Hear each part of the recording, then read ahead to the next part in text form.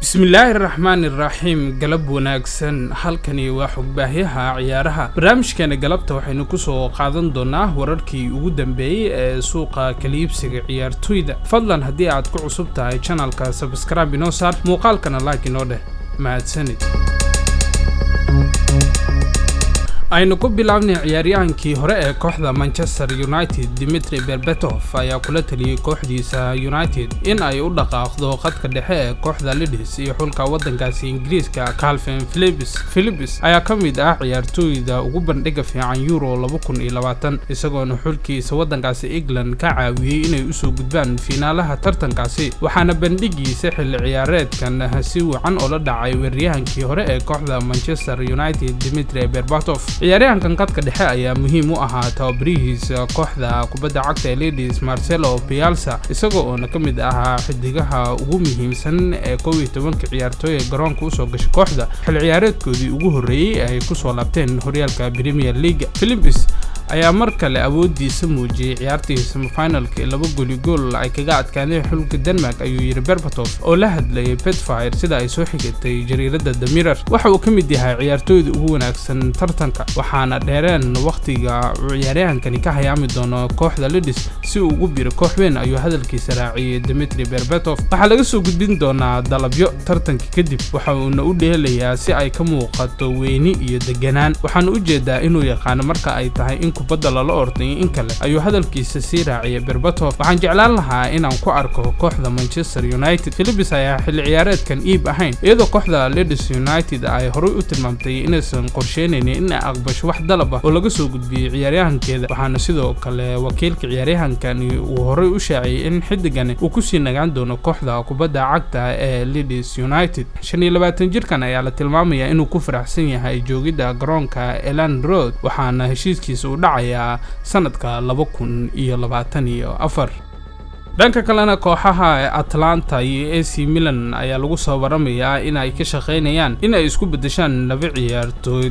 oo labada kooxoodba si wacan u adkeynaya sida ay qorayaan wararkii imaanaya Talyaaniga barnaamijka subaxlaha ee journalka Tutto Sport ayaa tilmaamay in kooxda Atlanta ay go'aansatay inay iska iibiso kubad sameeyaheeda Josip Ilicic waxaana ciyaaryahanka reer Slovenia uu weli dareemayaa in uu kooxdiisa ku sii nagaado balse waqtigan ayaa u muuqda midka wanaagsan ay tahay inuu ka hayaamo kooxda kubadda cagta ee Atlanta bixinta ciyaaryahankan ayaa loo sababeynayaa in xidiga 33 jirka ahi uusan xiriir wacan la lahayn tababaraha kooxda Atlanta ee Gianpiero Gasperini kaasoo ciyaaryahanka kursiga geedka geliyay kulamadii ugu dambeeyay oo horyaalka isagoo oo ka dalbiday da'yarta Milankovic iyo ciyaaryahanka kale ee Miranchuk Milan ayaa arintan ka faa'iideysan karta iyagoo oo wili raadinaya badalka xidigoodii hore ee xulka Turkiga Hakan laakiin haatan ayaa la tilmaamayaa in labada kooxood aysan wada hadal rasmi ah aysan furin balse fikradan ayaa la sheegayaa inay tahay mid macquul ah iyadoo labada kooxood laga yaabo inay ka wada hadlaan in ay si toos iskugu weerarsadaan xidigahani Milan ayaa kooxda kubadda cagta ee Atlanta ka qaadan doonta Ilicic halka kooxda Atlantana ay Milan ka heli doonto daa'irka khadka dhexe ee Tommaso Pobega dhinaca kalena tababaraha cusub ee kooxda kubadda cagta ee Roma Jose Mourinho ayaa la tilmaamayaa in uu horay ka bilaabay in ciyaartooy ka tirsan kooxda Roma uu ku wargeliyay inay iskaga hayaami doonaan garoonka Olympic ciyaartooy tiradooda ay gaarayso 8 ayaa lagu tilmaamayaa in tababarahani uu si toos ah u sheegay inaysan ka mid ahayn qorshihiisa xil ciyaareedka dambe ee horyaalka Serie A ciyaartooyda uu tababare Jose Mourinho uu ku wargeliyay inay ka hayaamaan kooxda kubadda cagta ee Roma ayaa sida ay Sky Sport Italia ay waxaa ka mid ah xidigii hore ee kooxda Chelsea Pedro Justin Kluivert Stefan Insonsi iyo goolhaye Robin Olsen waxaana sidoo kale ciyaartooydan ka mid ah Ante Goric Davide Santon iyo Federico Fazio kuwaas oo si toos ah loogu sheegay inay ka hayaamayaan kooxda Roma laakiin shirkii jaraa'id ee shalay sida rasmiga ah loogu soo bandhigay Jose Mourinho ayuu tilmaamay in uusan weli la hadlin ciyaartooyda kooxda Roma isagoo oo sheegay in qorshihiisa maalmaha soo socda uu la wadaagi doono ciyaartooydiisa kooxda kubadda cagta ee Roma ayaa la xiriirinayaa in ay sameyn doonto saxiixyada goolhayaha kooxda Wolves Rui Patricio iyo xidiga khadka dhexe ee kooxda Arsenal iyo xulka Switzerland Granit Xhaka dhinaca kalena kooxda kubadda cagta ee Real Madrid ayaa lagu soo waramayaa in ay xiiseynayso qadka dhexe ee xulka Brazil iyo kooxda Olympique Lyon ee Lucas Paqueta sida ay qortay jariirada ka soo baxday Spain ee Defensa Central. Sida ay qortay Defensa Central, kooxda kubadda cagta ee Real Madrid ayaa si hoose ula socotay ciyaaryahankan intii lagu guda jiray Copa America, waxaana ciyaaryahankan si aad ah ula dhacay indhaha kooxda Real Madrid ee Juni Calavetta. Paqueta ayaa ka soo qalin jibiyay akademiyada Flamengo ka hor intuusan u wareegin Yurub sanadkii 2019. ciyaaryahankan ayaa u seexay kooxda weyn ee Serie A AC Milan. 23 jirkan ayaa soo bandhigay qayb ka mid ah awoodiisa intii uu ku sugnaa Rossoneri, laakiin waxa uu ku guuldareystay inuu boos joogto ah ka helo kooxda reer Talyaani, waxaana xagaagii la soo dhaafay ciyaaryahankan uu wareegay kooxda Olympique Lyon ee wadankaasi Faransiiska. intii uu ku sugnaa Faransa, Paqueta ayaa si wanaagsan u saldhigtay kooxdaasi, waxa uuna si degdeg ah ku noqday mid haysta kalsoonida tababarihii hore ee kooxdaasi Rudi Garcia, waxaana ciyaaryahankani uu u saftay kooxdiisa Olympique Lyon ee 34 kulan tartamadii dhan ee naadiga ciyaartay. xidigan ayaa u dhaliyay xil ciyaareedkii la soo dhaafay kooxdiisa Lyon 10 gool, isaga oo sidoo kale caawiye ka ahaa 6 kale. bandhigiisa wacnaa ee uu ku soo bandhigay horyaalka Ligue 1 ayaa u suurtagelisay in uu helo boos ka mid ah ciyaartooyda xulka Brazil ee dheelaysa Copa America, waxa uuna bandhigiisa ka sii wada halkaasi. ciyaaryahankan ayaa tartanka u saftay xulkiisa Brazil 5 kulan, waxaana uu u dhaliyay 2 gool, waxaana 2 gool ay kala ahaayeen kulankii quarter finalaha iyo kulankii semifinalaha, kuwa oo ahaa 2 gool ee xulka Brazil guush u horseeday. kooxda Real Madrid ayaa u muuqata haatan mid aad ula dhacday ciyaaryahankani, waxaana 23 jirkan si gooni ah isha ugu haya Juni Calavetta, waxaana kooxda Real Madrid ay sugaysaa inuu dhamaado Copa America si ay arintan ugala hadasho indhahooda, waxaana macquul ah in kooxdan ay dalab rasmi ah ka gudbiso xidiga reer Brazil ee Lucas Paqueta.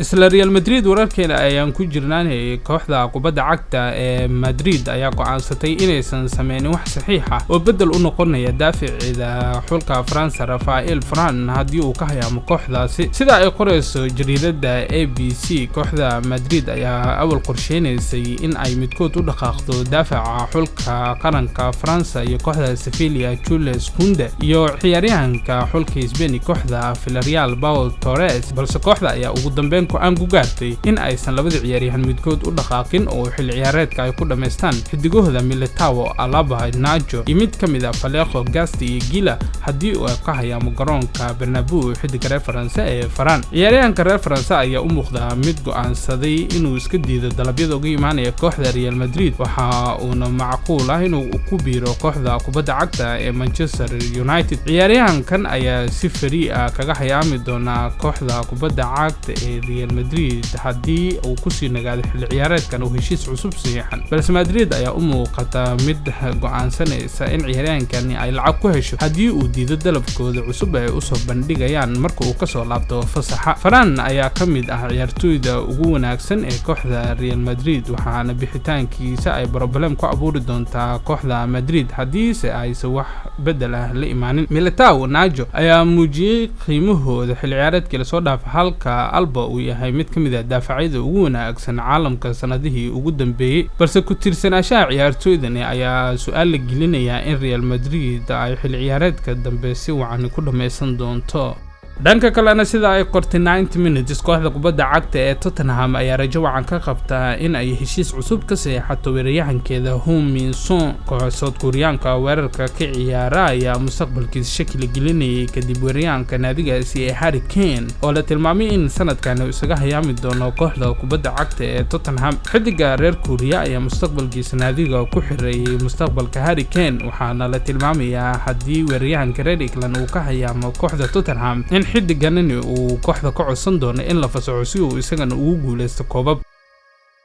dhinaca kalena xidiga qadka dhexe ee xulka Talyaaniga iyo kooxda PSG Ferrati ayaa si rasmi ah u shaaciyay in goolhayaha xulka Talyaaniga ee Donnarumma uu ka mid noqon doono kooxda kubadda cagta ee PSG. Donnarumma ayaa ka hayaamay kooxda Milan markii heshiiskiisa uu dhacay xil ciyaareedkani, waxa uuna si free ah ama lacag la'aan ah ugu biiri doonaa kooxda kubadda cagta ee reer Faransa ee PSG. xidiga qadka dhexe ee kooxda PSG Ferrati ayaa tilmaamay in saaxiibkii uu u qalmay inuu ku biiro koox weyn kuwa oo hami ka leh inay ku guuleystaan Champions League waxaana sidoo kale tilmaamay inuu ku faraxsan yahay in Donnarumma uu ka mid noqdo kooxdiisa isagoo uu sheegay in labada ciyaaryahan ay yihiin kuwa saaxiibo ah. ugu dambeyntiina kooxaha Arsenal iyo Manchester United ayaa qorsheynaya dhaqaaqida daafaca xulka France iyo kooxda Barcelona Samuel Umtiti sida ay qortay El Gol Digital. labada naadi ee horyaalka Premier League ayaa ka dawreegaya saxiixa Umtiti waxaana ay sugayaan balaleeyahay go'aanka kooxda Barcelona oo usbuucii hore u soo bandhigtay xidigan in si bilaash uu kaga hayaamo naadiga. xidigan oo kamid ahaa ciyaartooydii xulka France ku guuleystay koobka adduunka ayaa soo bixi kara si